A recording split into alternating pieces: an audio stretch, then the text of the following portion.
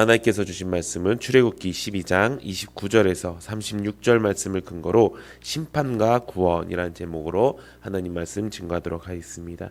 출애굽기 강의 51번째 시간입니다.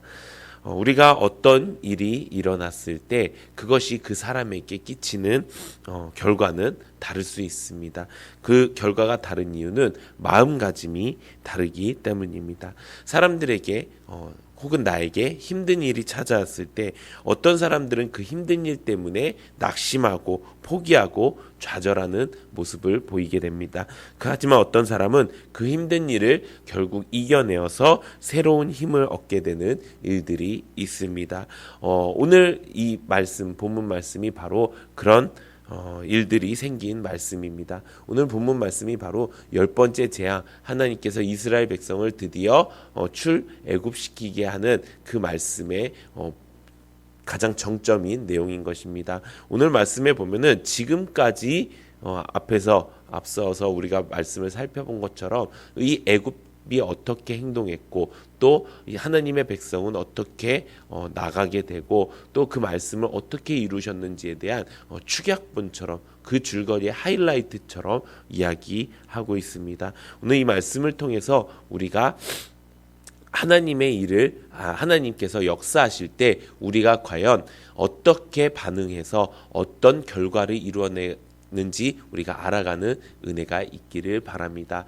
이 10번째 재앙은 우리가 잘 알다시피 장자 재앙이라고 이야기합니다. 이것은 애굽에 처음 난 것을 그 처음 난 것의 생명을 빼앗는 일들을 하는 그런 재앙입니다. 이 처음 난 것이라는 것은 지금은 뭐 그 의미가 많이 이렇게 퇴색되어졌지만 이때의 장자라는 것은요, 이 모든 집안, 장자라는 것은 한 가문의 집안의 생명을 의미하는 것입니다. 그래서 이 장자재앙, 처음 난 것을 다 죽인다는 것은 하나님께서 그들의 생명을 빼앗아 가시겠다라는 정말 엄청난 심판의 말씀이라는 것입니다. 우리가 이것을 통해서 무엇을 알 수 있을까요?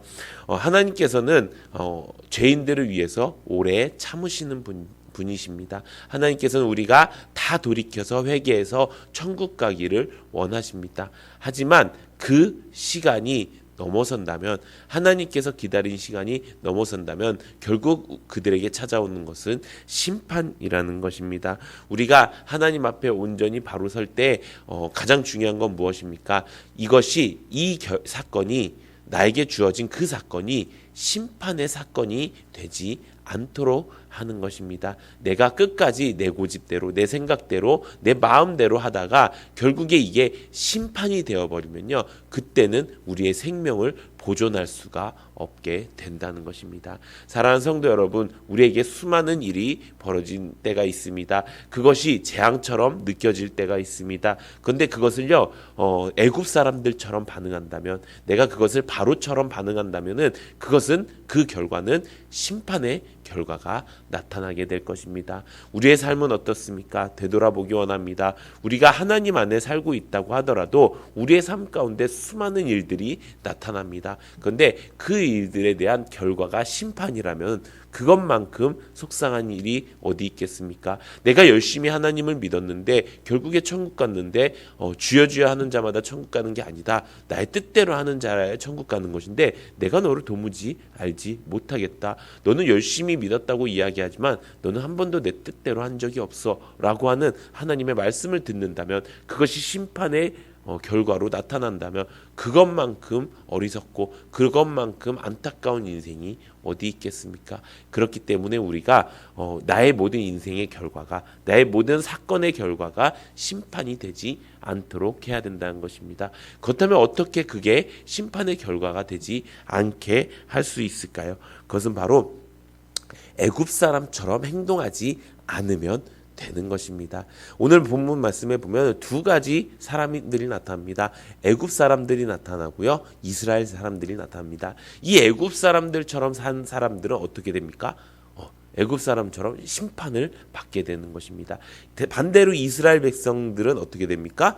아무것도 안 했는데 구원을 받게 되는 것입니다. 이 차이가 무엇일까요? 오늘 본문 말씀에 보면은 두 가지 특징이 나와 있습니다. 첫 번째는 바로 밤중이라는 특징입니다. 출애굽기 12장 29절이랑 29절, 30절, 31절에 보면 다 시작이 이렇게 되어 있습니다. 밤중에 여호와께서 애굽 땅에서 모든 처음 난 것 곧 왕위에 앉은 바로의 장자로부터 옥에 갇힌 사람의 장자까지와 가축의 처음 난 것들을 다 치심에 그 밤에 바로와 그 모든 신하와 모든 애굽 사람들이 일어나고 애굽에 큰 부르짖음이 있었으니 이는 그 나라에 죽임을 당하지 아니한 집이 하나도 없었음이더라. 밤에 바로와 모세가 아론을 불러서 이르되 너희와 이스라엘 자손은 일어나 내 백성 가운데 떠나 너희의 말대로 가서 여호와를 섬기며라고 이야기하고 있습니다. 세 절 모두 밤중에 그 밤에 라고 이야기하고 있습니다. 하나님께서 심판을 내리신 때도 밤입니다. 그리고 그 밤에 난리통이 난 것도 그 밤이고요. 또 그리고 그 밤에 문제를 해결하기 위해서 애를 쓰는 것도 그때입니다. 이 밤이라는 것은 무엇일까요? 어둠을 이야기합니다. 첫 번째는 그 어둠을 우리가 이겨내야 된다는 것입니다. 하나님의 백성은 어떤 백성이죠?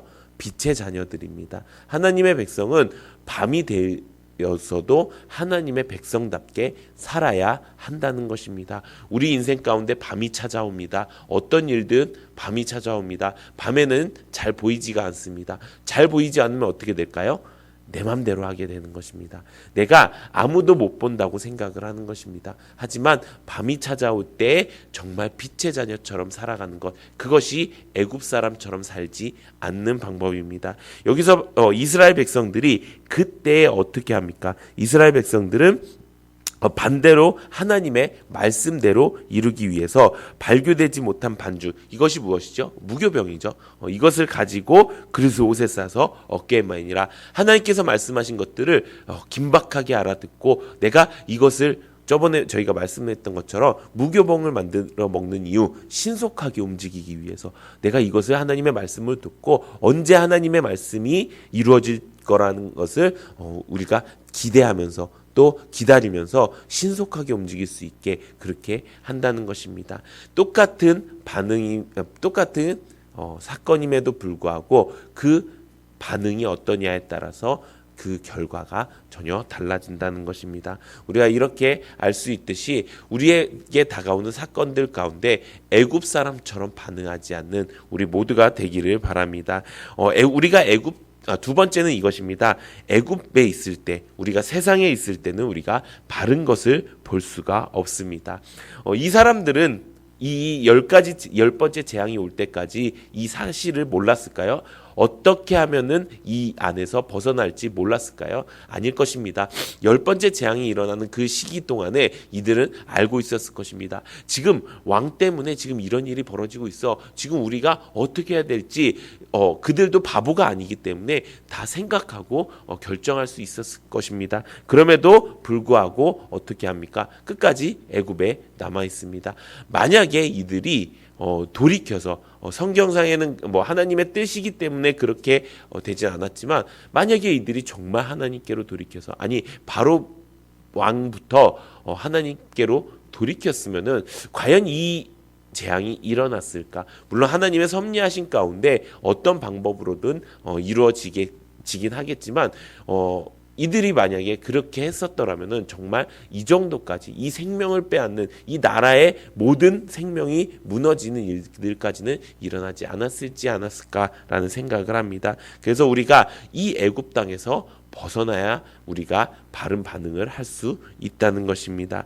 바르게 판단할 수도 바른 길로 선택할 수도 있는 그 방법은 바로 애굽에서 벗어나는 것입니다. 우리가 혹시 아직도 벗어나지 못한 애굽이 있습니까? 혹시 내가 돈 때문에 벗어나지 못한 일이 있습니까? 가족 때문에, 혹시 내가 명예 때문에, 이 땅에 사는 그 어떤 것들 때문에라도 내가 벗어나지 못한 애굽이 있다면 그곳에서 하루빨리 벗어나서 정말 하나님이 원하시는 그 결과대로 살아가는 은혜가 있기를 바랍니다. 이것이 심판의 사건에 대한 내용이라면 두 번째는 구원에 대한 말씀입니다. 이 이스라엘 백성들은 딱 하나를 했습니다. 이스라엘 백성은 평생 동안 그렇게 뭐 하나님의 뜻대로 살지도 않았습니다. 애굽 땅에 살았습니다. 그리고 애굽 땅에 산 만큼 그 애굽 사람들의 풍조와 그 애굽 사람들의 생활 습관을 가지고 살았습니다. 그런데 이들이 애굽 사람들과 다른 한 가지가 있었습니다. 그것은 무엇일까요? 그것은 말씀이 나에게 다가왔을 때 그 말씀대로 내가 돌이켰다라는 것입니다. 이것은 굉장히 큰 의미가 있습니다. 하나님께서 우리를 선택해 주셨다라는 말씀을 모세를 통해서 들었을 것입니다. 그랬을 때 그래, 우리가 그동안 종교로 믿고 있었던, 그동안 내가 믿고 있었던 그 하나님이 이제 정말 우리에게 임재하셔서 우리를 구원하신대. 그러면 이제 내가 하나님 말씀대로 살아야지 라고 하고 우리는 어떻습니까? 만약에 이렇게 지금 우리도 똑같은 상황입니다. 하나님이 당신을 사랑하셔서 예수 그리스도를 보내주셔서 십자가에 못 박히심으로 우리의 죄를 속량하시고 대속하셔서 여러분들의 모든 죄가 용서받았습니다. 그래서 여러분들이 입술로 시인하고 마음으로 믿고 입술로 시인하고 그 예수님 내 주님, 예수 내 구주가 된다면은 그것이 구원의 시작이고요. 그래서 물과 성령으로 우리가 구원을 받으면요, 평생 천국으로 가는 그 구원의 길을 갈 수 있습니다. 그렇게 하시겠습니까? 아멘. 그렇게 하겠습니다 라고 하고 우리는 정말 그렇게 삽니까? 그러지 못한 상황이 더 많습니다. 그래서 그 믿음을 우리가 키워나가야 우리가 진짜 그리스도인이 된다고 우리가 알고 있습니다. 그 말씀처럼 우리가 만약에 정말 그 말씀이 딱 나에게 정말 레마의 말씀으로 들려서 내가 이제 진짜 이렇게 살겠습니다 라고 하는 그 삶대로 말씀대로 내가 그렇게 살아나간다면 누구도 구원받지 못하는 사람이 없을 것입니다. 근데 우리는 어떻게 살지요? 우리는 내가 연약해서 말씀대로 어떻게 다 지키면서 살아요 라고 이야기합니다. 어떤 사람들은 그렇게 고백을 하고도 관념적인 종교 생활을 하게 되는 것입니다. 그것을 봤을 때 우리가 이 이스라엘 백성들과 차이가 무엇일까요? 이 백성들은요 400년 동안 종교 생활을 했어요. 우리는 고작 많이 살아봤자 100년이에요. 근데 이 사람들은 계속 이어지는, 왜 이 사람들은 종교 생활을 했을까요? 물론 그 안에 신앙 생활을 했었던 사람들도 있었을 거예요. 근데 400년이라면은 최소 4대가 지나가는, 최소 나의 증조부 할아버지의 아버지 정도 되는, 누군지도 모르고 있는 그런 시간이 지나는 그 시기였을 거예요. 근데 그 시간 동안 정말 그 신앙을 지킬 수 있을까요? 우리는 그저 그냥 이렇게 사는데도 신앙을 못 지키는데 이들은 종살이까지 했어요. 종이라는 것은요, 내가 할 수 있는 게 별로 없는 사람을 이야기하는 거예요. 그리고 주인이 말하는 대로 해야 되는 사람을 이야기하는 거예요. 주인이 너가 애굽신을 섬겨라고 하면 애굽신을 섬길 수밖에 없는 그런 험악한 그런 내 힘대로 어찌할 수 없는 그런 상황들이었을 거예요. 그런 상황들 가운데서 갑자기 어느 날 하루 아침에 하나님의 말씀이 우리에게 들려집니다. 그럴 때 이들의 반응은 어떻습니까? 바로 순종인 거예요. 즉각 순종인 거예요. 완전 순종인 거예요.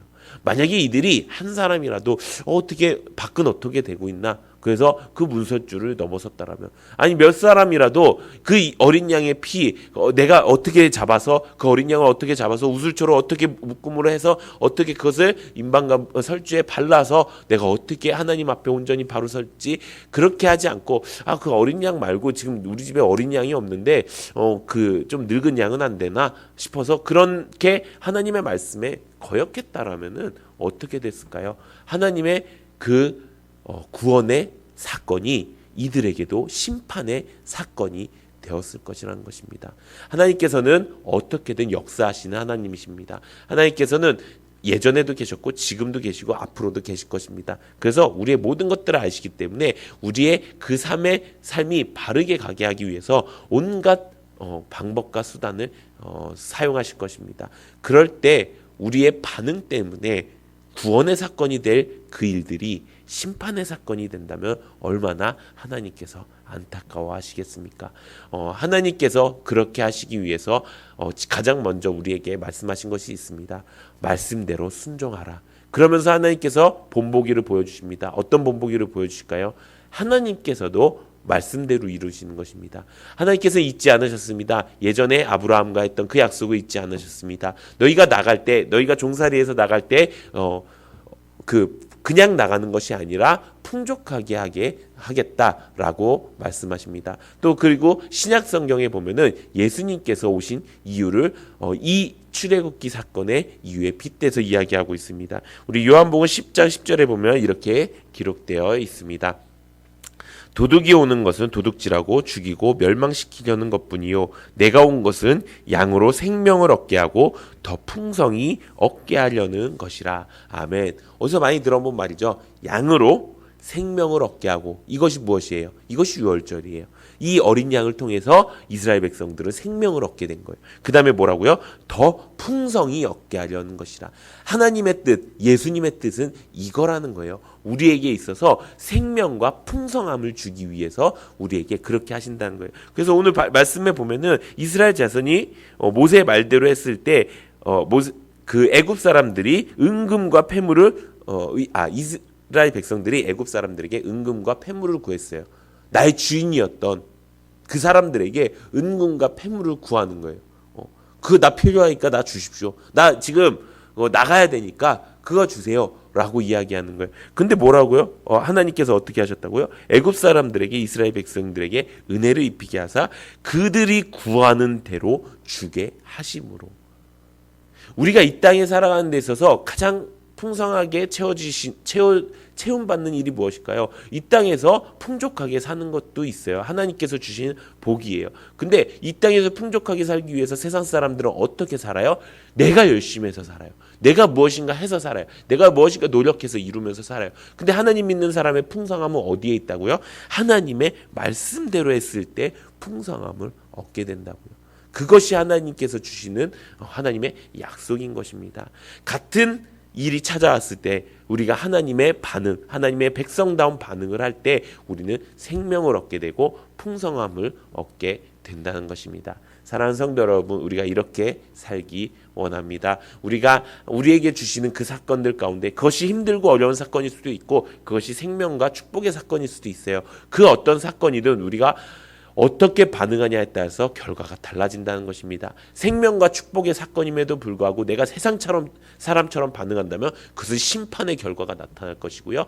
내가 그것이 절망과 재앙의 사건이더라도 내가 하나님의 말씀대로 행하는 그 반응을 보인다면은 그것은 구원의 결과가 나타나게 된다는 것입니다. 사랑하는 성도 여러분, 우리에게 앞에 주어진 것은 생과 사고, 화와 복입니다. 그것을 결정하는 것은 우리의 반응입니다. 우리가 하나님 앞에 온전히 바로 서서 바른 반응으로 우리가 심판이 아닌 구원의 결과를 얻게 되는 우리 모든 성도님들 되시기를 예수님의 이름으로 축원합니다.